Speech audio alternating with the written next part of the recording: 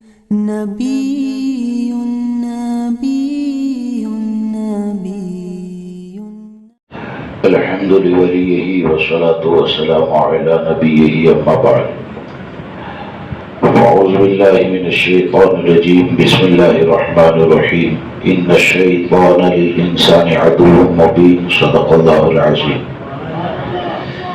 إن الله وملائكته يصلون على النبي يا أيها الذين آمنوا صلوا عليه وسلموا تسليما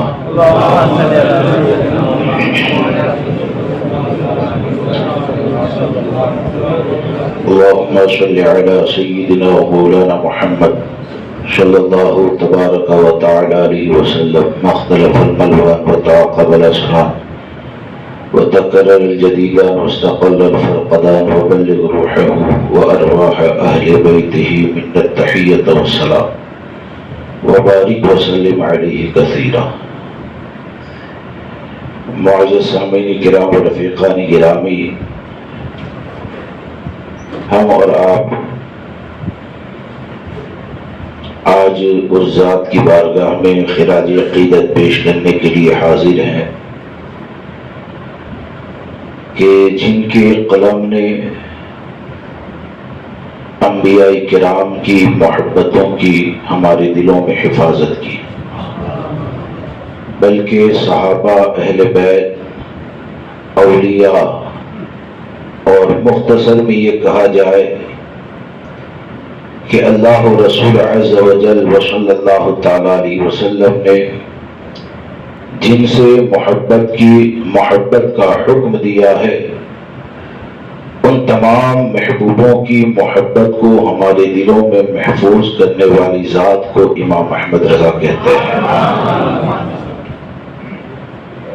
چند باتیں سرکار اعلیٰ حضرت کی تعلیمات کے حوالے سے عرض کرتا ہوں، اور میں یہ عرض کرنا چاہتا ہوں کہ صحیح معنوں میں عرس منانا کیسا، یعنی کس طرح عرس منانا چاہیے، اور امام اہل سنت کی بارگاہ میں سچا خراج عقیدت کیا ہے۔ ایک ہوتا ہے کہ آج ہم نے مسلک اعلیٰ حضرت کا نعرہ لگایا اور صبح میں دیوبندی کے ساتھ چائے ناشتہ ہو گیا، یہ خراج عقیدت نہیں ہے، یہ ڈبل پالیسی ہے۔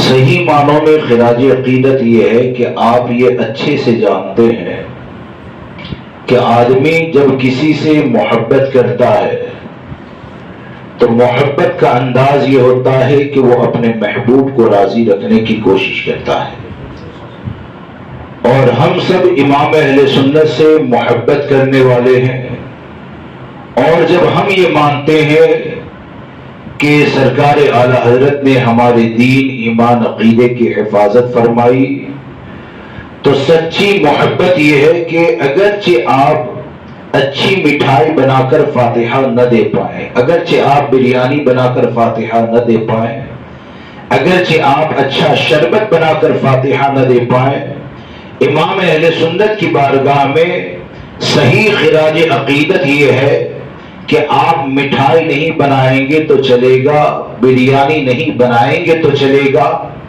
ہم کو صحیح خراج عقیدت پیش کرنے کے لیے کیا کرنا ہے، تو وہ یہ ہے کہ پانی پر فاتحہ دلاؤ، لیکن اپنے آپ کو، اپنے خاندان کو ایسا بناؤ کہ یا رسول اللہ تمہیں جانا، تمہیں مانا، نہ رکھا غیر سے کام، للہ الحمد میں دنیا سے مسلمان گیا۔ تو یہ فاتحہ، یہ عرس منانا، یہ امام اہل سنت کی یاد منانا ایسا ہوگا کہ بغیر شربت کے بھی امام اہل سنت کا وہ فیضان ملے گا کہ بریانی بنا کر اگر باطل فرقے والوں کے ساتھ بیٹھ کر کھاؤ گے تو نہیں ملے گا، کیونکہ امام احمد رضا کی زندگی کا جو مقصد رہا، اور امام احمد رضا کی زندگی کا مقصد جو آپ نے بیان فرمایا، وہ آپ کی زندگی کا مقصد یہی ہے کہ ہم اپنے دین، ایمان، عقیدے کی حفاظت فرمائیں۔ آج کے حالات میں اور ماحول میں آپ دیکھیں، تمہیدی طور پر چند باتیں عرض کرتا ہوں کہ آج کے پرفتن دور میں لوگ یہ سمجھتے ہیں کہ ہم کہاں پر جائیں، لوگ یہ سمجھتے ہیں کہاں پر جائیں، اور اکثر لوگوں کا حیلہ بہانہ جو ہوتا ہے وہ کیا ہے کہ بھائی ایک طرف سے غیر مسلموں کی طرف سے ہونے والے ظلم ہے، ایک طرف سے دیوبندیت کا فتنہ ہے، غیر مقلد کا فتنہ ہے، اب ابھی نیا ایک فتنہ شروع ہو گیا جو رافضیت کا فتنہ ہے، گستاخ صحابہ کا فتنہ ہے، اور ان سب فتنوں میں بھی اگر سنی دیوبندی غیر مقلد کی بات کرتے رہیں گے تو کامیابی کیسے ملے گی؟ تو آپ مجھے ایک بات بتائیں کہ آج کے حالات جتنے خراب ہیں یا آج مسلمانوں کے جتنے دشمن پائے جاتے ہیں، تو مسلمانوں کے دشمن آج زیادہ تھے یا امام الانبیاء نے جب کلمہ کا اعلان کیا اس وقت زیادہ تھے؟ اگر آپ دیکھیں گے تو آپ کو یہ نظر آئے گا کہ اس زمانے میں پریشانی اتنی زیادہ کہ پوری دنیا مقابلے میں ہے، 313 سواریاں نہیں، 313 ہتھیار نہیں، یہ تمام پریشانیاں، لیکن اللہ تبارک و تعالیٰ نے ان کو غلبہ عطا فرمایا۔ وہ غلبہ کیوں ملا؟ دین کی بنیاد پر، شریعت مطہرہ پر، عمل کی بنیاد پر۔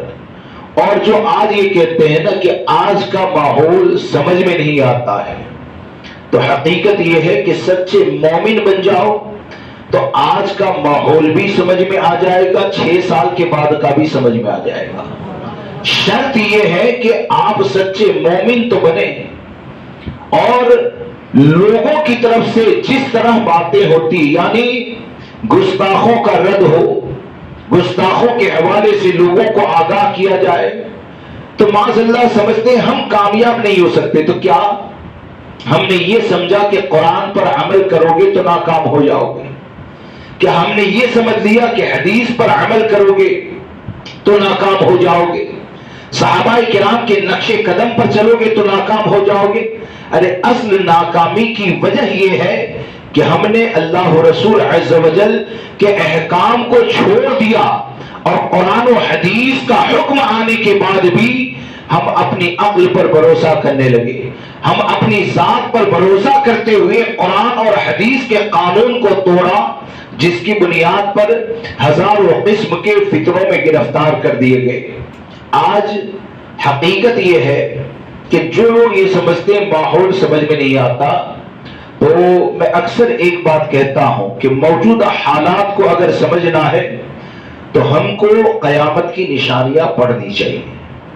موجودہ حالات کو اگر سمجھنا ہے نا تو قیامت کی نشانیاں پڑھنی چاہیے۔ وہ پورا ایک باب ایسا ہے کہ بخدا اگر قیامت کی نشانیاں جو آقا کریم صلی اللہ تعالی علیہ وسلم نے بیان فرمائی، اور آج جو کچھ فتنے اٹھتے ہیں اہل حق کے ساتھ، جو کچھ ہوتا ہے، آپ کو ایسا نظر آئے گا جیسے سامنے آئینہ رکھ دیا گیا ہے اور اس میں نظر آ رہا ہے۔ آپ دیکھیے کہ آج حالات کیسے ہیں۔ تقریباً ایسا نہیں کہ آپ کے شہر کے، تقریباً پوری دنیا کی یہ حالات ہو چکے ہیں کہ جو شریعت پر عمل کرنا چاہتا ہے، جو شریعت پر عمل کرنا چاہتا ہے، جو عقیدے کی بات کرے گا، جو اللہ و رسول عز و جل و صلی اللہ تعالی علیہ وسلم کے احکام پر عمل کی بات کرے گا، تو آپ ایسے لوگوں کو تنہا پاؤ گے۔ یعنی ایسے نوجوان بھی اگر ہوں گے نا تو آپ کو یہ نظر آئے گا کہ شہر اس کو گالی دیتا ہے، محلہ اس کو گالی دیتا ہے، حد تو یہ ہے کہ خاندان یا رشتہ دار بھی یہ کہتے ہیں کہ بھائی تو اپنا کام کرنا، یہ چیزوں میں پڑھنے کی کیا ضرورت ہے؟ اس بات کو یاد رکھ کر چلے کہ عقیدے کی بات آ جائے، گستاخ رسول کے رد کی بات آ جائے، ایمان کی حفاظت کی بات آ جائے، اور آپ اگر یہ کہتے ہیں نا کہ اپنا کام کر، تجھے کیا پڑی ہے، تو اس بات کو یاد رکھ کر چلنا، اگر ایسے سو گئے تو کہیں ایسا نہ ہو کہ تمہاری پراپرٹی تو سلامت رہے لیکن آنے والی نسلوں میں اس کی رسالت نہ نکل جائے۔ اس بات کو یاد رکھ کر چلے۔ اور آج کے جو حالات بن رہے ہیں اس کے حوالے سے آقا کریم صلی اللہ تعالی علیہ وسلم نے بہت پہلے خبر دی، جس کو آزمانا ہے وہ آزما لے۔ وہ کیا خبر دی گئی کہ قرب قیامت میں دیندار کی حیثیت سے کیا مراد ہے؟ جو دین نے حکم دیا اس کے اوپر عمل کرنے والا، چاہے وہ عبادت کا معاملہ ہو، چاہے بد مذہبوں کے بائیکاٹ کا معاملہ ہو، چاہے کوئی اور معاملہ ہو۔ تو یہ بتایا گیا کہ دیندار کی حیثیت قرب قیامت ایسی ہو جائے گی کہ ایک گھر کے اندر جو بھیڑ اور بکریاں جو ہوتی ہے نا، تو بکریوں کی حفاظت یا بکریوں کی فکر جتنی گھر والوں کو ہوگی، تو بکریوں سے زیادہ کمتر گھر والوں کی نظر میں دیندار ہو جائے گا۔ یہ قیامت کی نشانی ہوگی، بکریوں سے زیادہ کمتر یہ دیندار ہو جائے گا۔ اب آج کے دور میں کٹر سنی، شریعت پر عمل کرنے والا، اپنے گھر والوں کی نظر میں بکری سے زیادہ کمزور ہوا یا نہیں، اگر اس کو جانچنا ہے نا تو یہاں سے عہد کر کے اٹھیں، یہاں سے عہد کر کے اٹھیں کہ گھر جا کر اپنی بیوی سے دیوبندی غیر مقلد کا بائیکاٹ کرواؤں گا، یہاں سے عہد کر کے اٹھیں کہ میں اپنی بچیوں کو پردے کا پابند بناؤں گا، گھر میں اسلامی نظام کو نافذ کروں گا، تو آپ کو یہ نظر آئے گا کہ 6 مہینے میں آپ کی حیثیت الا ماشاءاللہ بکریوں سے زیادہ کمتر ہو جائے گی۔ یہ قرب قیامت کی نشانی ہے۔ اور دوستو، اگر ان حالات سے مقابلہ نہیں کرنا ہے، یا کوئی یہ سوچے کہ ہم تو امن و سکون کے اندر رہیں، ہمارا ٹکراؤ کسی سے نہ ہو، ہمارے ساتھ ناراضگی کا معاملہ کوئی نہ ہو، ہر کوئی ہماری واہ واہی کرے اور ہر کوئی ہم سے راضی رہے، تو اس بات کو یاد رکھ کر چلیں کہ یہ جو نشانی آپ نے بار بار سنی ہے کہ اس کی شرح میں علماء نے فرمایا، یہ جو نشانی ہے کہ قرب قیامت ایمان بچانا، یہ ایسے ہی ہوگا جیسے ہاتھ میں انگارہ لے کر چلنا۔ انگارہ لے کر چلنا، آپ ذرا سوچیں، ماچس کی تلی جو ہوتی ہے نا، اگر وہ بجھ جائے اور فوراً انگلی پہ لگ جائے تو منہ میں انگلی چلی جاتی ہے، اور یہاں پر کیا ہے؟ انگارہ ہاتھ میں لے کر چلنا۔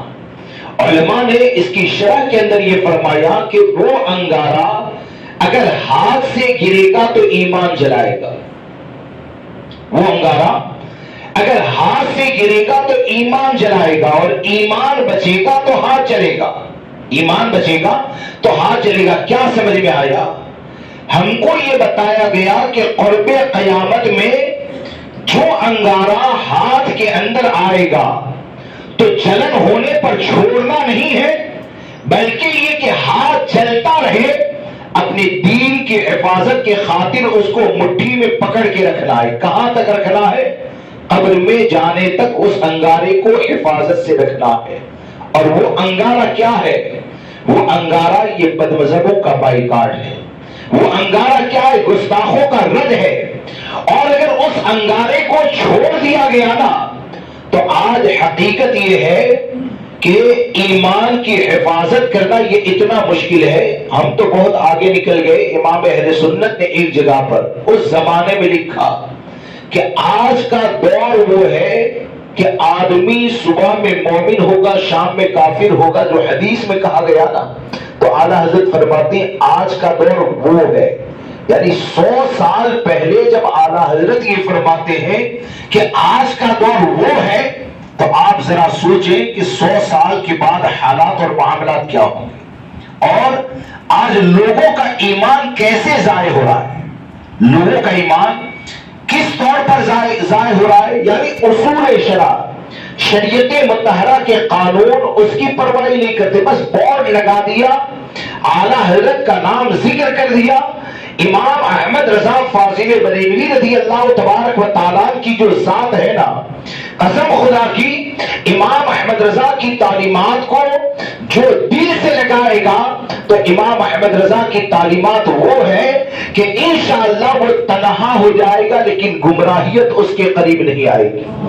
امام احمد رضا کی تعلیمات پر جو عمل کرے گا وہ دشمنوں کے درمیان گر تو سکتا ہے لیکن اس کا ایمان ضائع نہ ہوگا، کیونکہ امام احمد رضا کی سختی میں آپ کو 1400 سال کے بزرگوں کی سختی نظر آئے گی، امام احمد رضا کی محبت میں آپ کو 1400 سال کے بزرگوں کی محبت نظر آئے گی۔ امام احمد رضا نے جس سے جڑنے کے لیے کہا، جس سے کٹنے کے لیے کہا، امام احمد رضا نے جس کے ساتھ بیٹھنے کے لیے کہا، مختصر میں یہ کہ امام احمد رضا کی پوری زندگی کا نچوڑ اور خلاصہ یہ ہے کہ جانشین امام احمد رضا نے یہ فرمایا کہ جو پیا کو بھائے اختر وہ سہانا راگ ہے، جس سے ناخوش ہو پیا وہ راگنی اچھی نہیں۔ یہ امام احمد رضا کی تعلیمات کا پورا خلاصہ۔ اب آج کے دور میں آپ دیکھیں کہ سرکار سیدی اعلیٰ حضرت فاضل بریلوی رضی اللہ تبارک و تعالیٰ کہ انہوں نے ہم کو کیا تعلیم عطا فرمائی، خاص کر کے دیوبندی ہے، غیر مقلد ہے۔ آج لوگ اس طرح کی باتیں کرتے ہیں کہ معاذ اللہ ان کی باتوں کو سن کر ایسا لگتا ہے کہ یہ ایسا سمجھتے ہیں کہ قرآن و حدیث پر عمل کرنا یہ مسلمانوں کی معاذ اللہ ناکامی کا ذریعہ ہے، ایسا لگتا ہے۔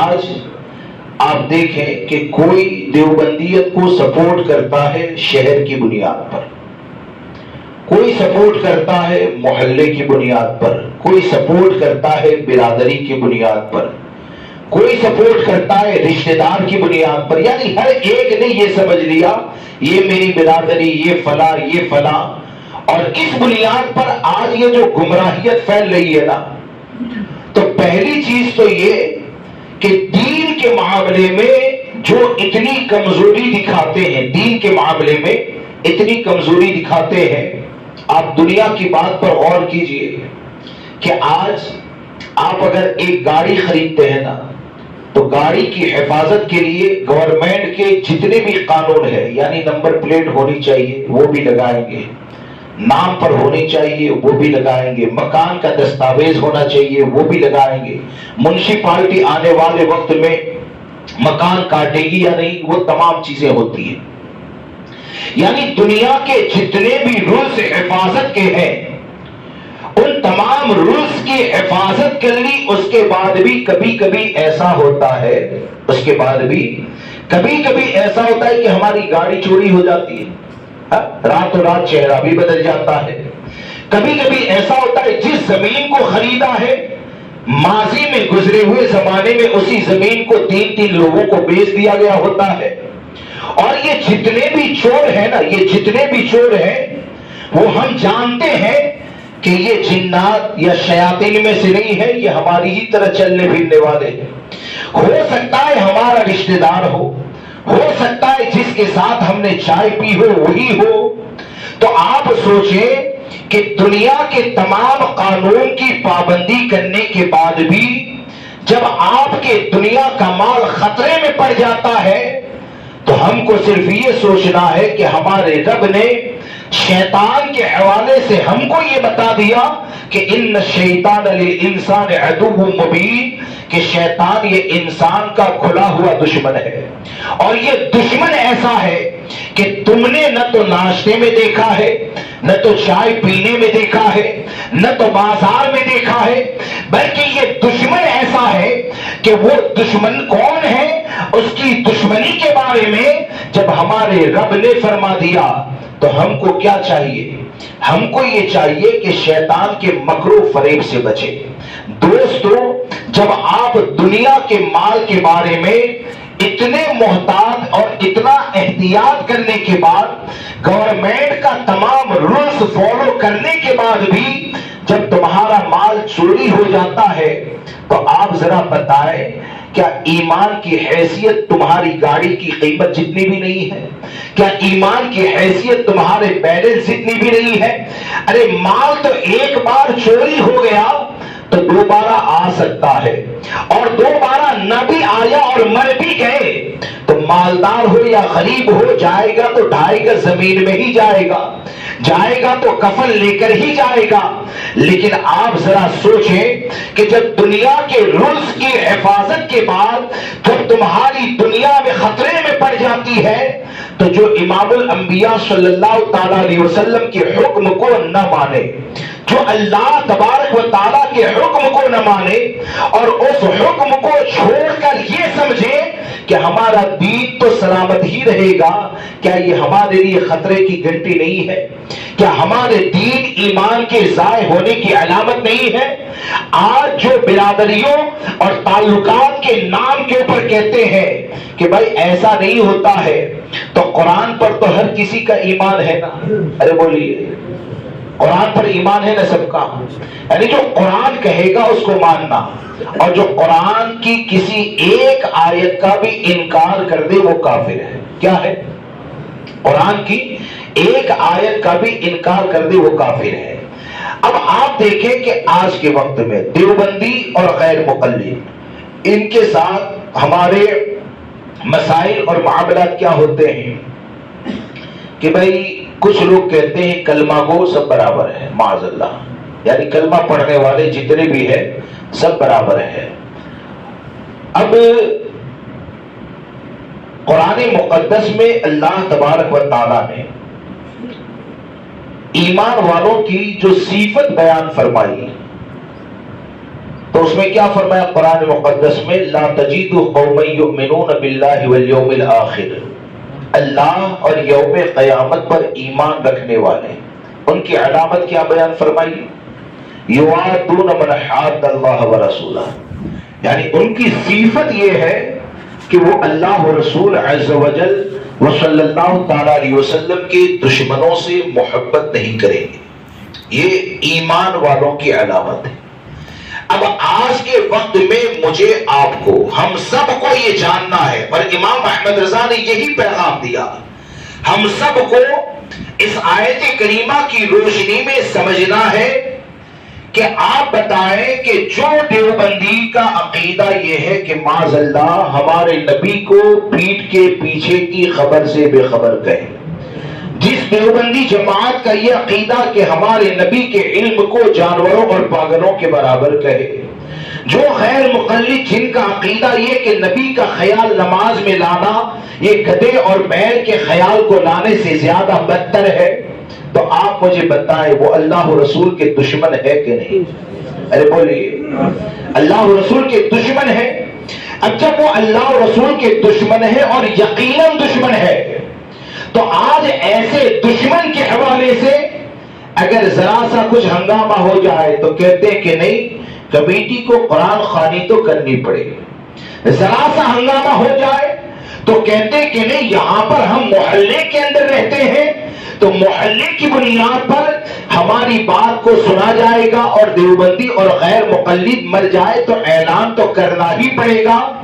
تو آپ کو صرف میں یہ کہنا چاہتا ہوں کہ آج برادری، محلہ، علاقہ، شہر کے نام کے اوپر اگر گستاخوں کی قرآن خوانی یا اس کے اعلان کی بات کی جاتی ہے نا، تو برادری میں سب سے قریب کا رشتہ جو ہے وہ ماں باپ کا رشتہ ہے، اور ماں باپ کا رشتہ جو ہے تو قرآن نے کیا فرمایا کہ وہ اللہ رسول عز و جل صلی اللہ تعالیٰ علیہ وسلم کا دشمن، وَلَوْ كَانُوا آبَاءَهُمْ، اگرچہ وہ دشمن تمہارا باپ ہو، یہاں تم برادری کو پکڑ کے بیٹھتے ہو، او ابناہم، اگرچہ تمہارے بیٹے ہو، او اخوانہم، اگرچہ تمہارے بھائی ہو، او عشیرتہم، اگرچہ تمہارے خاندان والے ہو۔ اب یہ قرآن مقدس نے کیا فرمایا کہ باپ ہو، بیٹا ہو، خاندان ہو، بھائی ہو، جو بھی اللہ اور رسول کا دشمن ہوگا اس سے نفرت کرنا یہ لازم ہے۔ اب آج کے دور میں بہت سے لوگ یہ کہتے ہیں کہ ایسی نفرت سے ہم ناکام ہو جائیں گے، بہت سے لوگ یہ کہتے ہیں کہ ایسے بائیکاٹ سے ہم ناکامیاب ہو جائیں گے، بہت سے لوگ ایسا کہتے ہیں کہ ایسا بائیکاٹ کرنے سے غیر مسلم ہمارے اوپر غالب آ جائیں گے۔ تو یہ ہزاروں کہتے ہیں کہ ناکام ہو جائیں گے، اور میرا رب یہ کہتا ہے اولئک کتب فی قلوبہم الایمان، یعنی جو بھی ان لوگوں سے دشمنی کرے گا، بائیکاٹ کرے گا، تو میرا رب کہتا ہے ایسے لوگوں کے دلوں پر ایمان کو نقش کر دیا جاتا ہے، اور جب ایمان کو نقش کر دیا جاتا ہے تو میرے رب کا یہ اعلان ہے وَأَنْتُمُ الْأَعْلَوْنَ إِن كُنتُم مُؤْمِنِينَ، اگر تم ایمان والے ہو تو کامیابی تو اللہ نے ایمان والوں ہی کے لیے رکھی ہے۔ میری بات سمجھ میں آ رہی ہے؟ اس سے کیا سمجھ میں آیا؟ کامیابی کا ایک ہی راستہ ہے، کامیابی کا ایک ہی راستہ ہے۔ اور یہ سوچنا کہ آج تو حالات بہت ابتر ہو گئے، بم لنچنگ ہوتی ہے، نماز پڑھنے پر پابندی ہوتی ہے، ارے بھائی یہ کوئی نئی بات تھوڑی ہے، بم لنچنگ ہونا یہ کوئی نئی بات ہے؟ کیا صحابہ کرام خانہ کعبہ میں عبادت کے لیے جاتے تھے، ان کے ساتھ یہ نہیں ہوتا تھا؟ کیا نبی اکرم صلی اللہ تعالی علیہ وسلم نماز پڑھنے کے لیے کھڑے ہوتے تھے، آپ کے اوپر ظلم نہیں ہوتا تھا؟ ہوتا تھا نا۔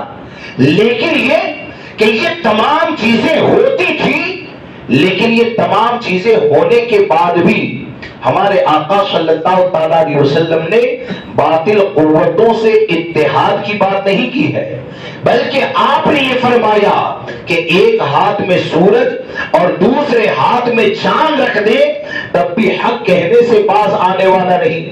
آزمانے کے لیے آج کہتے ہیں کہ ہمارے ساتھ یہ ہوتا ہے، آپ مجھے بتائیں کیا اعلان نبوت کرنے کی وجہ سے کیا آقا کریم صلی اللہ تعالی علیہ وسلم کو شعب ابی طالب کی گاڑی کے اندر قید نہیں کیا گیا؟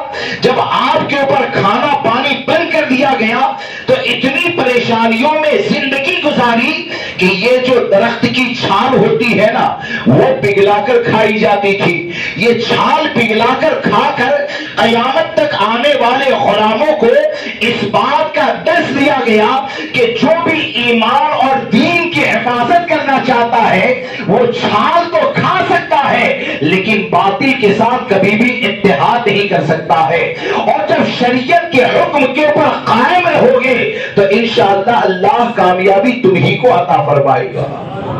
تو اس لیے ہم کو یہ چاہیے عقائد کے معاملے میں گال میل نہ کریں، یعنی جو بھی اہل حق ہے ان کا ساتھ دینا آپ پر فرض ہے، اہل حق ہے ان کا ساتھ دینا آپ پر فرض ہے۔ آج یہ ہمارے لیے کتنے بڑے افسوس کا مقام ہے ہمارے لیے، یعنی یہ باتوں کو اگر تفصیل میں کسی غیر کے سامنے کہہ دینا تو حقیقت یہ ہے کہ تم اسلام کی حقانیت کو کسی کے سامنے بیان بھی نہیں کر سکتے۔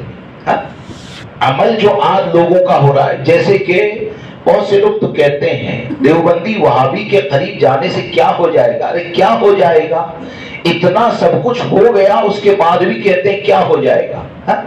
100 سال سے پہلے جموں سر میں کیا تھا اور آج کیا ہو گیا، یعنی اتنی دیوبندی کی مسجدیں ہو گئی، اتنے غیر مقلد ہو گئے، اور اس کے بعد کہتے ہیں کہ کیا ہو جائے گا، ارے جو ہو جائے گا وہ دیوبندی کی مسجدوں کی صورت میں ہے، جو ہو سکتا ہے وہ غیر مقلد کی مسجد کی صورت میں ہے۔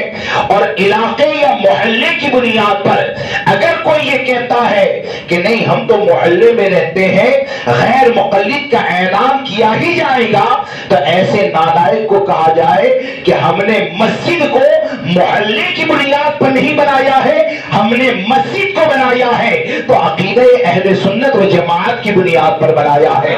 ہم نے مسجد کو بنایا ہے، برادری کی بنیاد پر نہیں بنایا ہے، اہل سنت کی بنیاد پر بنایا ہے۔ ہم نے مسجد کو شہر کی بنیاد پر نہیں بنایا ہے۔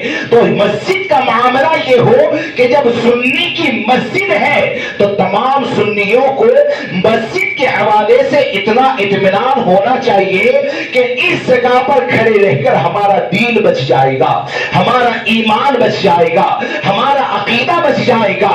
لہذا دوستو اپنے اوپر رحم کرے، اپنے حالات کے بارے میں سوچے، اور جو بھی ایسی بولی بولنے والا ہے کہ ہم کو تو دیوبندی کا اعلان چلے گا، تو ہر نوجوان کی اور ہر سنی کی ذمہ داری یہ ہے کہ وہ کھڑا ہو کر یہ کہے کہ جس کو یہ اعلان چلتا ہے، ایسا چاہے کسی بھی خاندان سے تعلق رکھنے والا ہو، ارے میں تو کہتا ہوں اگر وہ سید کا لیبل بھی لگا کر آئے تو ایسے ہم کو نہیں چلتے ہیں۔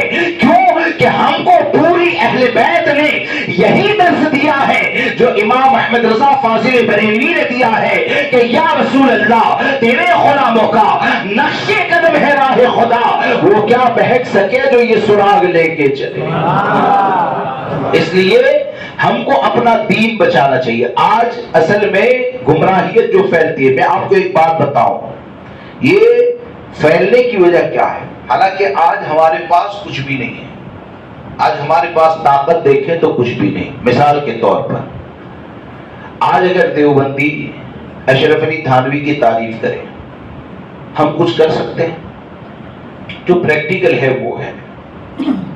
میں جب یہاں پر تھا نا تب کی میں بات کرتا ہوں، نورانی مسجد میں کیا کیا لکھا جاتا تھا، یعنی اعلیٰ حضرت کو مشرک لکھا گیا، حضور محدث اعظم کو مشرک لکھا گیا، اور کیا کیا اس وقت لکھا جاتا تھا۔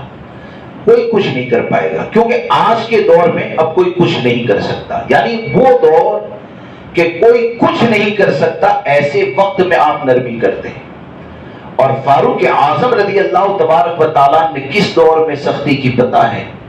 جس وقت فاروق اعظم کا حکم چلتا تھا، اور حکم ایسا چلتا تھا کہ آپ کا نام سن کر کافروں کے بدن کے بھی رونگٹے کھڑے ہو جاتے تھے۔ اب آپ دیکھیے کہ آج جو کہتے ہیں کہ بھائی سب کو ایک ہونا چاہیے اور مل کر یہ کرنا چاہیے، فلاں کرنا چاہیے، بائیکاٹ کرنا بد مذہبوں کا یہ کتنا لازم ہے۔ فاروق اعظم رضی اللہ تبارک و تعالیٰ کا جو زمانہ ہے نا، اسے بہتر زمانے میں شمار کیا جاتا ہے، کیونکہ ہمارے آقا صلی اللہ تعالیٰ علیہ وسلم نے فرمایا کہ خیر القرون کرنی ثم الذین یلونہم ثم الذین یلونہم، سب سے بہتر زمانہ میرا، اس کے بعد ساتھ والا زمانہ، اس کے بعد ساتھ والا زمانہ۔ اب وہ فاروق اعظم کے زمانے میں، غور سے سنیے گا، فاروق اعظم کے زمانے میں بد مذہبوں کے ٹولے نہیں تھے کہ اعلانیہ طور پر کہتے کہ ہم تو بد مذہب ہیں، یہاں پر ہم بد مذہبی پھیلائیں گے، ایسا نہیں تھا۔ نہ ان لوگ، کیونکہ وہ تھا کہ ہم تو مسجد بنائیں گے اور گمراہیت کو پھیلائیں گے، علم غیب مصطفیٰ کا انکار کریں گے، ایسا نہیں تھا۔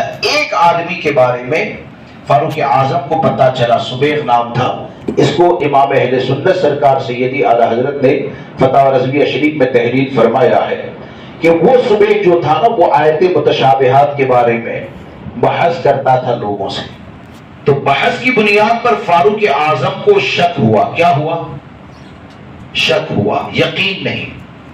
تو شک ہونے کی بنیاد پر اسے سزا دی، سزا دے کر توبہ کروائی، اور توبہ کروانے کے بعد وہ حضرت ابو موسیٰ اشعری کے علاقے میں رہتا تھا۔ تو اعلیٰ حضرت فرماتے ہیں فاروق اعظم نے توبہ کروانے کے بعد حضرت ابو موسیٰ اشعری کو خط لکھا کہ تمام مسلمانوں سے کہو کہ اس کا بائیکاٹ کریں۔ کیا کہا؟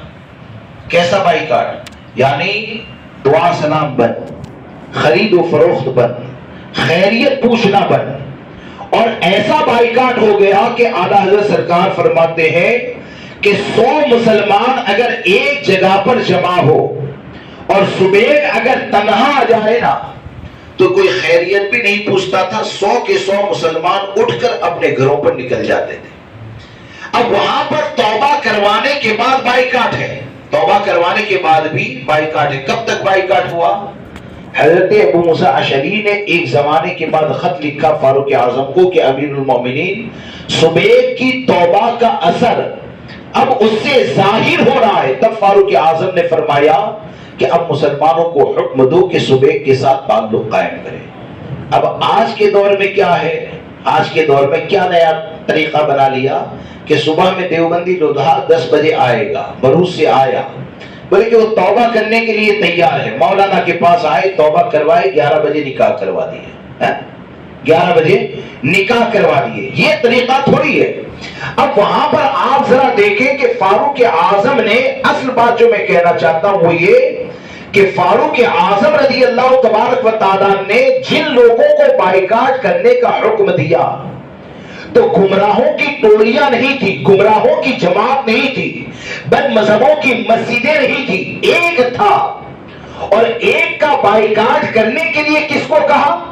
یا تو صحابہ کرام ہوں گے یا تابعین ہوں گے، اور بہت آگے بڑھ جاؤ تو ہو سکتا ہے تبع تابعین ہو۔ یہ بہت مشکل ہے، یہ بہت مشکل ہے. اب آپ سوچیں کہ ایک گمراہ ہے یا ایک کے اوپر بدمذہبی کا شبہہ ہے، تو ایک کے اوپر بدمذہبی کے شبہے کی بنیاد پر بہتر زمانے میں فاروق اعظم صحابہ کرام سے فرماتے ہیں، چائے ناشتہ نہیں، فاروق اعظم صحابہ کرام سے فرماتے ہیں کہ ان کے ساتھ کاروبار نہیں کرتا ہے، تابعین سے فرماتے ہیں ان کے ساتھ تعلق نہیں رکھنا ہے.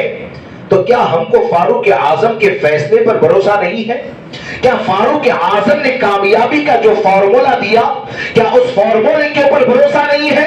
ارے فاروق اعظم کا فارمولا تو وہ ہے کہ ہمارے آقا نے ارشاد فرمایا ان اللہ وضع الحق علی لسان عمر وقلبہ، کہ اللہ تبارک و تعالی نے عمر کی زبان اور دل پر حق کو جاری فرما دیا ہے.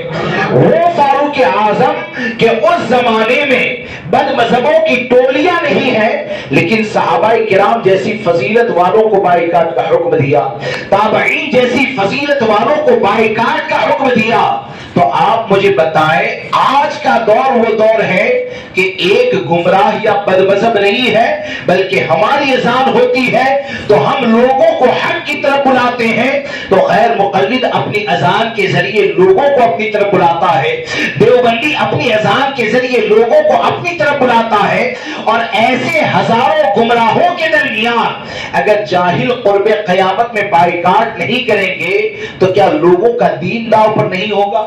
لوگوں کا ایمان داؤ پر نہیں ہوگا؟ لوگوں کا عقیدہ داؤ پر نہیں ہوگا؟ امام احمد رضا فاضل بریلوی رضی اللہ تبارک و تعالیٰ نے فاروق اعظم رضی اللہ تبارک و تعالیٰ کی زندگی کا یہ واقعہ بتا کر ہم کو یہ بتایا کہ امام احمد رضا کی بارگاہ میں صحیح خراج عقیدت یہ ہے کہ جو نقش فاروق اعظم کے اوپر چلے گا تو اگرچہ وہ تنہا ہو جائے گا، امام احمد رضا کا فیضان تنہائی میں بھی اللہ اس کو عطا فرمائے گا. کیونکہ امام احمد رضا نے اپنی زندگی میں اپنے چاہنے والوں سے نہ تو مال چاہا ہے، نہ تو دولت چاہیے ہے، نہ تو پراپرٹی چاہیے ہے. امام احمد رضا نے اگر چاہا ہے تو یہی چاہا ہے کہ ہر سنی اپنی زندگی کو ایسے گزارے کہ جب دنیا سے جائے تو اگرچہ وہ تنہا ہو گیا ہو، سنی دنیا سے اس حال میں جائے کہ وہ جانے والا یہ کہے کہ خاک ہو کر عشق میں آرام سے سونا ملا، جان کی اکسیر ہے الفت رسول اللہ. تو یہ امام اہل سنت کو صحیح معنوں میں خراج عقیدت پیش کرنا ہے. لہذا ان چیزوں سے بچے. بندہ دیکھیے یہ ایمان کیسے جاتا ہے.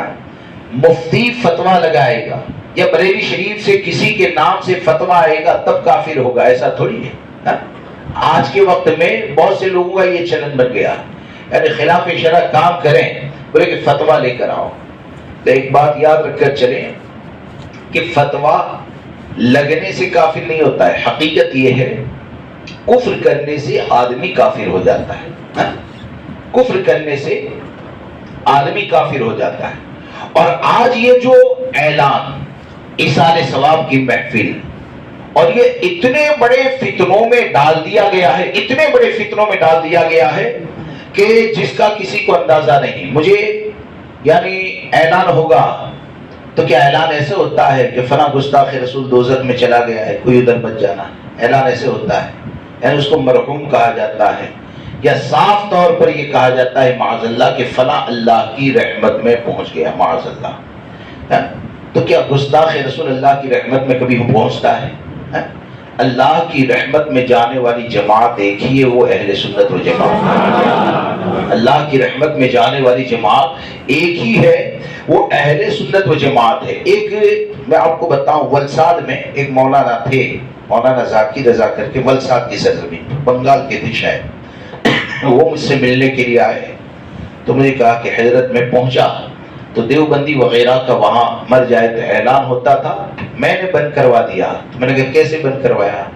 بولے کہ اب امام صاحب یا مؤذن صاحب نہیں کریں گے، متولی دوسرے کے ذریعے کروا لیتا ہے. تو میں نے کہا یعنی متولی تو اس بات پر راضی ہے نا؟ بولے کہ ہاں متولی تو اس بات پر راضی ہے. تو میں نے کہا مجھے یہ بتائیے کہ متولی مرے گا تو اس کی نماز جنازہ کون پڑھائے گا؟ بولے کہ وہ تو امام کو ہی پڑھانی پڑے گی. تو میں نے کہا گستاخ رسول کو اللہ کی رحمت میں پہنچنے والا کہے اور ایمان بھی کوئی فرق نہ ہے، ایسے کیسے ہو سکتا ہے؟ ایسے ہو سکتا ہے؟ نہیں ہو سکتا ہے. یعنی اللہ کی رحمت یہ ایمان والے ہی کے لیے ہے.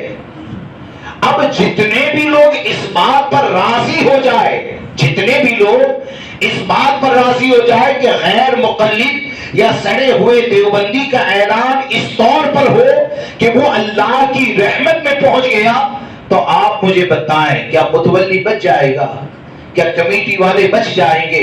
کیا اعلان کرنے والے بچ جائیں گے؟ اگر وہ یہ سوچے کہ شہر میں ہم کو کوئی نہیں کہتا ہے، ہم کو تو سنی کہتا ہے، وہ اگر یہ سوچے کہ شہر میں ہم کو تو اہل سنت و جماعت کا نمائندہ کہا جاتا ہے، تو میں یہ کہتا ہوں کہ شہر میں تجھے نمائندہ کہا جاتا ہے یا شہر میں جو بھی کہا جاتا ہے، گستاخ رسول کو اگر تو یہ سمجھتا ہے کہ یہ جنت میں جانے والا ہے تو پوری دنیا تجھے نمائندہ کہے لیکن قبر میں تجھے مار ضرور کھانا ہے، میدان محشر میں ذلیل ضرور ہونا ہے. اس لیے ہم کو یہ چاہیے شہر کیا کہے گا وہ نہیں، ہم یہ سوچیں جو دین ہمارے بزرگوں نے جس طور پر ہم کو پہنچایا ہے، کہ اعلیٰ حضرت سرکار نے یہی تو فرمایا نا کہ حضور صلی اللہ تعالیٰ علیہ وسلم یہ اللہ کے نور ہے. مفہوم بتا رہا ہوں. امام اہل سنت نے آخری وقت میں جو وصیت فرمائی تھی تو آپ نے وصیت میں ہی فرمایا تھا کہ حضور صلی اللہ تعالیٰ علیہ وسلم اللہ کا نور ہے. یہ نور صحابہ کرام کو ملا، صحابہ کرام سے تابعین کو ملا، تابعین سے تبع تابعین مجتہدین کو ملا، پھر اولیاء کرام سے ملا، اور یہ نور پہنچتے پہنچتے امام احمد رضا کو فرماتے ہیں یہ نور ہم تک پہنچا. کیا فرماتے ہیں؟ وہ نور ہم تک پہنچا، اور اب ضرورت یہ ہے کہ یہ نور ہم سے تم لے لو. تو امام احمد رضا نے جو نور ہم تک پہنچایا وہ نور کیا ہے؟ وہ نور یہ ہے دشمن احمد پہ شدت کیجئے، ملحدوں کی کیا مروت کیجئے، غیظ میں چل جائے بے دینوں کے دل، یا رسول اللہ کی کثرت کیجئے. یہ ہے عرص اعلیٰ حضرت، یہ ہے مسلک اعلیٰ حضرت، یہ ہے امام احمد رضا کی بارگاہ میں صحیح معنوں میں خراج عقیدت پیش کرنا. اگر اس طور پر خراج عقیدت پیش کرتے ہیں اور وہ نور جو امام احمد رضا کی کتابوں کے اندر ہے، تو اس نور میں آپ کو وہی نظر آئے گا جو 1400 سال کے بزرگوں نے ہم کو دیا ہے. اور اس نور کو اگر دل سے لگا لو گے تو جس گھر میں رہو گے وہ گھر بھی سلامت رہے گا، جس مسجد کی ہینڈلنگ کرو گے وہ مسجد بھی سلامت رہے گی، جن دوستوں کے اندر رہو گے وہ دوست بھی سلامت رہیں گے، اور دنیا سے جب جاؤ گے تو یہی کہو گے کہ لہد میں عشق رخے شہ کا داغ لے کے چلے، اندھیری رات سنیتی چراغ لے کے چلے، تیرے غلاموں کا نقش قدم ہے راہ خدا، وہ کیا بہک سکے جو یہ سراغ لے کے چلے.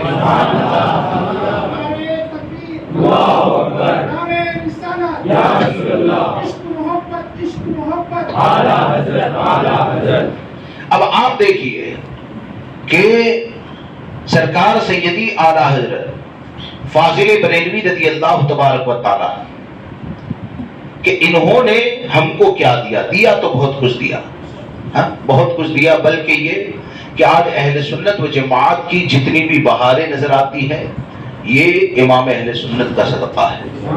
اور حقیقت یہ ہے کہ اعلیٰ حضرت علی رحمت و رضوان کی ذات یہ سرکار غوث اعظم کی خصوصی عنایت ہے دنیا والوں پر اور بالخصوص ہندوستان والوں پر.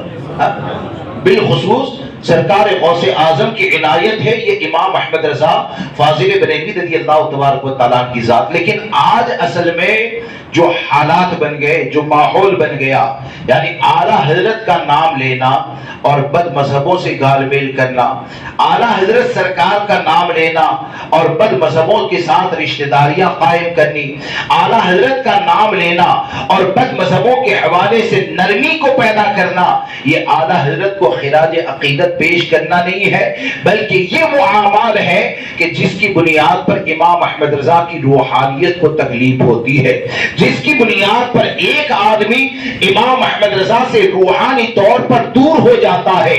اور ایسے حالات میں آج کا نوجوان جو ہوتا ہے وہ مایوس ہوتا ہے. وہ یہ سوچتا ہے کہ ہم اکیلے ہو گئے, ہم چند نوجوان ہیں, ورنہ پورا علاقہ تو ہمارا مخالف ہے. تو میں ایسے ہر آدمی سے یہ کہتا ہوں کہ ہم کبھی بھی یہ نہ سوچیں, ہم اگر شریعت پر قائم ہیں, ہم اگر امام احمد رضا کی تعلیمات پر قائم ہیں, تو آپ یہ کیوں سوچتے ہیں کہ اکیلے ہو گئے؟ ارے جس کے ساتھ شریعت ہو وہ کبھی اکیلا نہیں ہوتا ہے. جس کے ساتھ شریعت ہو وہ کبھی اکیلا نہیں ہوتا ہے, بلکہ آپ تو اس راہ کے اوپر جمے ہوئے ہیں جس راہ کے اوپر جم کر 1400 سال کے بزرگوں نے اپنی زندگی کو گزارا ہے. تو آپ کہیں پر بھی رہو گے تو انشاءاللہ امام احمد رضا کا فیض حاصل ہوگا. تنہا بھی ہوں گے تو سرکار غوث اعظم کی پشت پناہی حاصل ہوگی. اور میرے غوث اعظم جس کی پشت پناہی فرما دے تو وہ دنیا میں اکیلا ہو جائے, پھر بھی اس کا عمل تو یہی اعلان کرتا ہے کہ کیا دبے جس پہ حمایت کا ہو پنجا تیرا, کیا دبے جس پہ حمایت کا ہو پنجا تیرا, شیر کو خطرے میں لاتا نہیں کتا تیرا. تو ہم غوث اعظم کے غلام ہیں کہ نہیں؟ غوث اعظم کے غلام ہیں. جب غوث اعظم کے غلام ہیں تو ہم کو کسی سے دبنے کی کیا ضرورت ہے, ہم کو کسی سے ڈرنے کی کیا ضرورت ہے؟ ہم صرف یہ چاہتے ہیں کہ ہم اپنی زندگی کو عقیدہ اہل سنت و جماعت کے مطابق گزاریں. ہم کیا چاہتے ہیں؟ اپنی زندگی کو عقیدہ اہل سنت و جماعت کے مطابق گزارے. اور دوستو, سب سے بڑی کمزوری یہ ہے, سب سے بڑی کمزوری آج کے دور کی یہ ہے کہ عوام کا معاملہ ایک کان سے سننا دوسرے کان سے نکال دینا. یعنی پبلک یہ تو چاہتی ہے کہ علماء حق بولے, لیکن حق بول دے اور یہاں باہر نکلنے کے بعد کوئی گالی دینا تو پبلک کیا کرے گی؟ بیوی بچوں کے ساتھ جا کر آرام کرے گی. تو علماء اپنا کام کریں کہ حق بولیں, تو عوام کا اپنا کام ہے کہ اہل حق کا ساتھ دیں. یہ رشتہ محبت کچھ اس طرح نبھے گا, کچھ تو قدم بڑھاؤ کچھ ہم قدم بڑھائیں. یعنی ہر کوئی اپنی ذمہ داری کو ادا کرے, ہر کوئی اپنی ذمہ داری کو سمجھیں. اور جتنے بھی اہل سنت و جماعت کی مساجد ہے نا, تو اس بات کو ہر سنی یاد رکھ کر چلے کہ دنیا کی کوئی بھی مسجد کسی کی پراپرٹی نہیں ہے, کسی کی پرسنل پراپرٹی نہیں ہے. مسجد پر ہر سنی کے بچے کا حق ہے, سنی کی مسجد پر تمام سنیوں کا حق ہے. اور مسجد کے حقوق میں سے یہ ہے کہ جو بھی کمیٹی ہو, جو بھی انتظامیہ ہو, جو بھی علاقے والے ہو, ہر ایک پر فرض یہ ہے کہ محلے کے مشورے سے مسجد نہیں چلتی ہے. سب سے پہلے قدم اٹھانے سے پہلے مشورہ کیا جاتا ہے تو شریعت مطہرہ سے مشورہ کیا جاتا ہے. اگر شریعت حکم دے تو عمل کیا جائے, شریعت اگر روک دے تو رک جائیں. ورنہ یاد رکھ کر چلیں کہ آج جو اتنی پریشانیاں ہو جاتی ہے اور بہت سے لوگ گمراہیت کو سمجھنے کے بعد بھی کفر کے معاملات ہوتے ہیں, اس کے بعد بھی تنہائی میں چلے جاتے ہیں. وجہ کیا ہے؟ وجہ یہ ہے, اور یہ بھی قیامت کی نشانیوں میں سے ایک نشانی ہے کہ قرب قیامت کی نشانیوں میں سے ایک نشانی یہ ہے کہ آقا کریم صلی اللہ تعالی علیہ وسلم نے فرمایا کہ قرب قیامت میں امانت میں خیانت کی جائے گی. خیانت کسے کہا جاتا ہے؟ سوال کیا گیا, عرض کی گئی, تو ہمارے آقا نے فرمایا جس کا خلاصہ یہ کہ نا اہل کو عہدیدار بنایا جائے, یعنی نا اہل کو ذمہ دار بنایا جائے. اور نا اہل کو ذمہ دار بناؤ تو حالات کیا ہوتے ہیں آپ جانتے ہیں نا. مثال کے طور پر امامت کے مسلح پر اگر کوئی سلح کلی ٹائپ کا امام اگر آ گیا تو امامت یہ الگ منصب ہے, یہ بہت بڑا منصب ہے. لیکن یہ کہ اس کی جگہ پر اگر غلط امام آ گیا تو ہم نے نااہل کو مسلح پر پہنچا کر پورے مسجد کے مقتدیوں کو ایمان کو داؤ پر لگا دیا, اور کئی جگہ ہو چکا ہے. نااہل کو عہدے پر بٹھانا کیا ہے؟ حد تو یہ ہے کہ اگر متولی نااہل ہو جائے, اگر انتظامیہ نااہل ہو جائے, یعنی امام کے لیے شرائط ہے, امام کے لیے شرائط ہے, تو کیا امام اہل سنت نے متولیوں کے لیے شرائط نہیں لکھے؟ فتاوی رضویہ کو پڑھیں تو متولیوں کے لیے جو شرائط لکھے ہیں نا، تو میرے خیال سے آج شاید کوئی کمیٹی ایسی ہوگی جو انتظامیہ کے لائق رہ جائے، شاید کوئی کمیٹی۔ آپ جب ایک عہدہ لینے کے لیے جاتے ہیں، یعنی مجھے مسجد کو سنبھالنا ہے، تو سنبھالنے سے پہلے مسجد کے حقوق کا علم ہونا چاہیے، مسجد کو کیسے چلانا ہے اس کا علم آپ کے پاس ہونا چاہیے، تاکہ یہ کہ آپ اچھے سے نبھا پائے۔ بلکہ حد یہ ہے کہ مساجد کے اندر جو خرابیاں پیدا ہوتی ہیں وہ بھی نااہلی کی بنیاد پر۔ اور آج کے دور میں اگر آپ دیکھیں گے کہ نسلیں اگر برباد ہو رہی ہے، جیسے کہ ڈرگس کا معاملہ ہے، آج اگر آپ دیکھیں گے کہ نسلیں جو تباہ ہوتی ہے، تو اس میں بھی آپ دیکھیں گے کہ باپ کے عہدے پر وہ بیٹھ گیا جو باپ بننے کے لائق ہی نہیں ہے، ماں کے عہدے پر وہ بیٹھ گیا جو ماں بننے کے لائق ہی نہیں ہے۔ ہم نے ماں باپ بننے کے لیے کتنا سمجھا، بولے کہ لڑکا جوان ہونا چاہیے شادی کر دو، لڑکی جوان ہونی چاہیے شادی کر دو، یعنی جوانی ہو گئی آ گئی تو شادی کر دی جائے۔ اب آپ ذرا سوچیں کہ 1 سال کے بعد تمہاری بچی یا ہماری بچی ماں بنے گی، 1 سال کے بعد تمہارا لڑکا یا میرا لڑکا اگر باپ بنے گا تو ماں کا منصب کیا ہے؟ ہمارے نبی نے ارشاد فرمایا الجنت تحت اقدام الامہات، جنت یہ ماں کے قدموں تلے ہوا کرتی ہے۔ باپ کا منصب کیا ہے؟ الوالد اوسط ابواب الجنت، یعنی باپ یہ جنت کے بیچ کا دروازہ ہوتا ہے۔ اب عہدہ کس کو دے دیا؟ یعنی اسے پتہ ہی نہیں ہے کہ میری فضیلت تو جنت کے بیچ کے دروازے والی ہے، اس کو پتہ ہی نہیں ہے کہ میری اولاد کے لیے میرے قدموں کے نیچے جنت رکھی گئی ہے۔ تو اب اس کے وہاں لڑکا پیدا ہوگا تو باپ کو پتہ ہی نہیں ہے کہ لڑکے کا حق کیا ہوتا ہے، باپ کو پتا ہی نہیں کہ یہ بچی پیدا ہو گئی، ماں کو پتا نہیں یہ لڑکی کا حق کیا ہوتا ہے، یعنی پیدا ہو گئے چھوڑ دیا۔ اور اولاد کا حق کیسے ادا کرتے ہیں؟ یعنی اولاد ہو گئی تو اب تو مال اور کمانا ہوگا۔ کیسے کمانا ہوگا؟ بولے کہ جوئے کے ذریعے کمانا ہوگا۔ کیسے کمانا ہوگا؟ بولے کہ ڈرگس کا کاروبار کیا جائے اس کے ذریعے کمانا ہوگا۔ کیسے کمانا ہوگا؟ شراب کے ذریعے کمانا ہوگا۔ اب آپ مجھے بتائیں کہ یہ سب سے پہلے جو ہوا نا وہ ہوا یہ کہ تم نے جب اولاد کا حق ہی ادا نہیں کیا، جب تم نے باپ کے منصب کو جانا ہی نہیں، اور جوئے کے ذریعے جمع ہونے والے مال کو جب اس اولاد کو کھلائیں گے تو وہ جوان ہونے کے بعد ٹپوری نہیں تو کیا بنے گا؟ وہ جوان ہونے کے بعد محلے والی لڑکیوں کے لیے سردر نہیں تو کیا بنے گا؟ وہ جوان ہونے کے بعد ماں باپ کے لیے ذلت کا ذریعہ نہیں تو کیا بنے گا؟ کہ آقا کریم صلی اللہ تعالی علیہ وسلم نے ماں باپ کی ذمہ داریوں کے حوالے سے نہیں سمجھایا؟ اگر آج کوئی یہ کہتا ہے کہ ہم تو غلط طریقے سے بھی اگر مال کو جمع کرتے ہیں تو وہ تو ہماری اولاد کی خوشحالی کے لیے ہے، ہماری اولاد کی محبت ہے، تو میں صرف ایک سوال کرنا چاہتا ہوں کہ حضرت حسن مجتبی رضی اللہ تبارک و تعالی یہ آقا کریم صلی اللہ تعالی علیہ وسلم کے نواسے ہیں، آپ کے شہزادے ہیں، سیدہ فاطمہ کے لخت جگر ہیں، مولا کائنات کے شہزادے ہیں، لیکن یہ کہ ماں باپ کا اور ذمہ داروں کو حق کیسے ادا کرنا چاہیے، کیا ہمارے آقا نے نہیں فرمایا وہ حسن مجتبی کہ جو روئیں تو ان کا رونا امام الانبیاء کو بے چین کر دے، وہ حسن مجتبی کہ امام الانبیاء اگر سجدے میں ہو اور اگر حالت سجدہ میں آ جائے تو اپنے سجدے کو طویل کر دے، وہ حسن مجتبی کہ امام الانبیاء اگر خطبہ دیتے ہیں اور یہ اگر آنے لگے گرتے پڑتے تو منبر کو چھوڑ کر اپنی گود کے اندر اٹھا لے،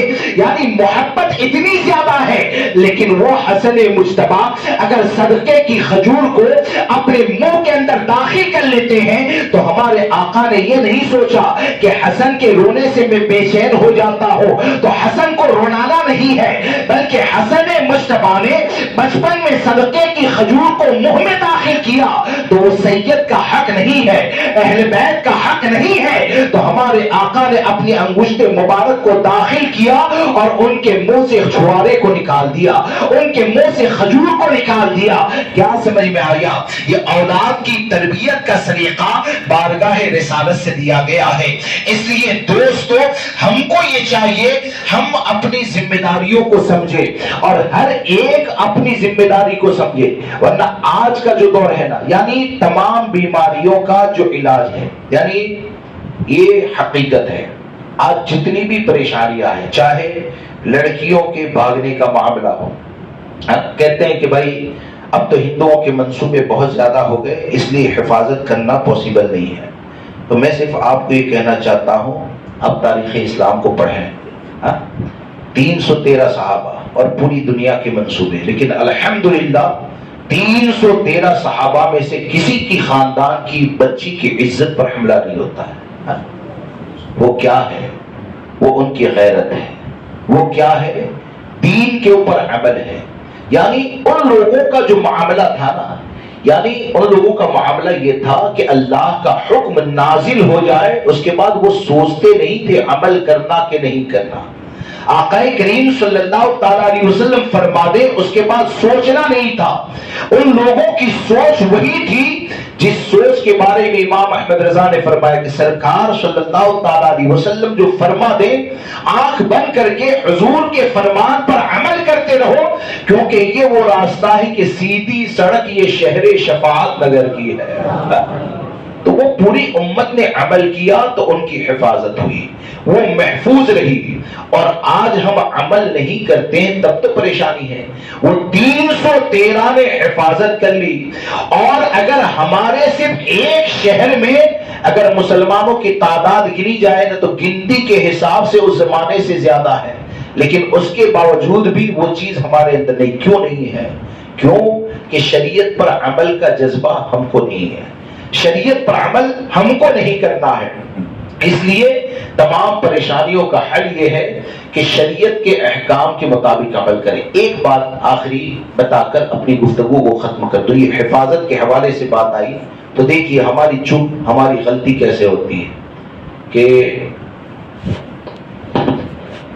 آپ نے دیکھا ہوگا کہ اب تو حرمت والے جو رشتے ہیں نا وہ بھی پامال ہو رہے ہیں، یعنی کئی جگہ پر ہوتا ہے باپ بیٹی کے معاملات سامنے آتے ہیں، کئی جگہ پر بھتیجے کے ساتھ معاملات سامنے آتے ہیں، اور دو بہنوں کے بھی ساتھ میں آتے ہیں، اور نہ جانے کیا کیا ہو گیا ہے۔ تو آخر اس کی وجہ کیا ہے؟ آپ نے بنیاد پر کبھی غور کیا، سوچا کہ ہماری عقل دنیا کے معاملے میں کتنی آگے بڑھ گئی؟ دنیا کے معاملے میں ہم اتنے زیادہ عقل مند ہو گئے کہ اگر 25,000 روپئے ہمارے پاس 25,000 کا بنڈل ہے اور 4 سال کا بچہ اگر ہوشیار ہے نا کہ یہ جو دیکھتا ہے لوگوں کے سامنے بول دیتا ہے، تو 4 سال کے بچے کے سامنے 25,000 نہیں نکالیں گے، بولے کہ رشتہ دار کو بول دے گا شام میں مانگنے کے لیے آ جائے گا۔ ہاں، رشتہ دار کو بول دے گا سامنے مانگنے آ جائے گا۔ 25,000 کو تجوروں میں رکھو گے، اور جوان لڑکی کو چچا کے لڑکے کے ساتھ چھوڑ کر 6 گھنٹے بازار میں چلے جاؤ گے۔ جوان لڑکی کو ماموں کے لڑکے کے ساتھ تنہائی میں چھوڑ کر بازار چلے جاؤ گے۔ اور حد تو یہ جہالت اتنی زیادہ، آپ اگر غور کریں گے تو ہزاروں لوگ ایسے ہوں گے جن کو اپنی غلطی کا احساس ہوگا کہ باپ اپنے بھتیجے کو یہ کہتا ہے بیٹا جاؤ نا بہن کو بازار چھوڑ کے آؤ، تو بائک پہ چچا کی یا بڑے ابا کی لڑکی کو بٹھاتا ہے۔ کیا یہ جائز ہے؟ یعنی جس کے ساتھ نکاح کرنا جائز ہے اس سے پردہ کرنا واجب ہے، تو کیا چچا کی لڑکی سے شادی نہیں کرتے؟ کیا پھوپھی کی لڑکی سے شادی نہیں کرتے؟ ان سے پردہ نہیں کرنا چاہیے؟ اب اس کے بعد اگر کوئی حرام کاری ہو جاتی ہے، تنہائی میں چھوڑنے کی بنیاد پر اگر کوئی گناہ ہو جاتا ہے تو کہتے ہیں کہ اس نے ہماری عزت کا خیال نہیں کیا۔ کاش کہ شریعت مطہرہ پر عمل کرتا، کاش کہ آقا کریم صلی اللہ تعالی علیہ وسلم کے فرمان پر اعتماد کرتے ہوئے اپنا گھر کا ماحول ایسا بناتا۔ کیا ہمارے نبی نے 1450 سال پہلے یہ نہیں فرمایا کہ مرد اور عورت جب تنہائی میں جمع ہوتے ہیں تو وہاں تیسرا شیطان ہوتا ہے؟ کون ہوتا ہے؟ ارے بولے کون ہوتا ہے؟ وہاں پر تیسرا شیطان ہوتا ہے. مجھے تو نظر نہیں آتا, آپ کو نظر نہیں آتا, لیکن ہمارے نبی کی نگاہ نبوت نے دیکھ لیا. تو ایمان کا تقاضا یہ ہے کہ اگرچہ ہم کو نظر نہیں آتا ہے, ہم اس چیز کو مان لیں کہ ہماری بیٹی چچا کے لڑکے کے ساتھ جمع ہوگی, پھوپھی کے لڑکے کے ساتھ جمع ہوگی, ماموں کے لڑکے کے ساتھ تنہائی میں بیٹھے گی. تو تجھے نظر نہیں آتا ہے, لیکن جو خطرہ ہے اس خطرے سے ہمارے نبی نے آگاہ فرما دیا کہ وہاں پر تیسرا شیطان ہوتا ہے. اب شیطان تیسرا ہوگا تو شیطان کیا کہے گا لڑکے کو؟ نظر مت اٹھانا ورنہ قیامت میں آگ کی سلائی پھرائی جائے گی. شیطان یہ کہے گا. لڑکی کا ہاتھ مت پکڑنا ورنہ یہ ہاتھ تیرے خلاف گواہی دیں گے. ایسا تو نہیں کہے گا نا, ایسا کچھ نہیں کہے گا. شیطان کا کام کیا ہے؟ ان الشیطان للانسان عدو مبین. شیطان یہ انسان کا کھلا ہوا دشمن ہے, تو وہاں پر حرام کاری کا دروازہ کھلتا ہے. اگر سرکار کے فرمان پر عمل کر کے اگر لڑکا لڑکی کو تنہائی میں جمع ہی نہیں ہونے دیتے اور ان کے دل میں اگر دین کی محبت پیدا کرتے, تو آج بھی میرا یقین یہ ہے کہ اگر ہم سب شریعت کے پابند بن جائیں اور نرمی سے اگر اپنی بچیوں کے دل میں اللہ رسول کی سچی محبت کو داخل کر دیں, تو ہزاروں RSS کے منصوبے یہ ایک طرف ہو جائیں گے. ہماری بچیاں جان تو دے دے گی لیکن اپنے دین کا سودا نہیں کرے گی, ہمارے ایمان کا سودا نہیں کرے گی. شرط یہ ہے کہ دین اپنے خاندان تک پہنچائے, دین اپنی نسلوں تک پہنچائے. اللہ تبارک و تعالی مجھے آپ کو سب کو امام اہل سنت کے صدقے حق پر استقامت عطا فرمائے, اسلامی زندگی دے, ایمان پر موت نصیب فرمائے. امام اہل سنت کے حوالے سے کچھ عرض کرنا تھا, لیکن یہ کہ یہ جو کچھ کہا یہ تعلیمات امام اہل سنت ہے. باقی انشاءاللہ وقت رہا تو کچھ عرض کریں گے. السلام علیکم ورحمۃ اللہ.